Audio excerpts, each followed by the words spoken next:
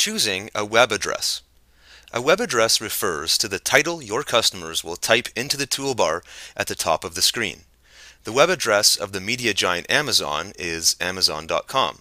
You can check out what Disney is up to at Disney.com, and so forth. When you have your own online business, people will be able to type in your web address in order to see what you're up to as well. This may seem like a somewhat obvious concern, but you will have to think up a web address that is catchy, evocative, and easier to remember, which is no small feat. By this point in the history of the internet, a great deal of the short, snappy names have been taken. For instance, if your business is called Good Times, well, it's highly unlikely you'll be able to land goodtimes.com for the purposes of your site. It's gone to the point where many people choose to name their businesses based off of what web address they can land rather than basing the web address of the name of the business. In fact, it's probably a smart idea to check out what web addresses are available before building your site if you have the luxury to do so. Those who are building websites to bolster a previously existing business won't have this luxury, obviously. There is a lot of fuss on the internet regarding using hyphens in web addresses.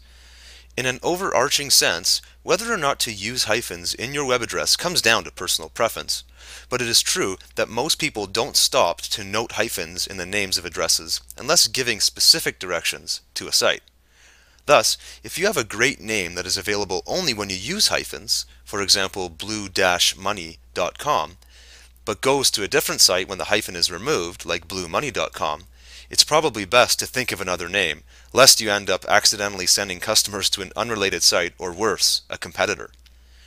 Also of contention are the extensions for web addresses, which can include .com, .edu, .net, .org, .us, .info, .biz, and many others.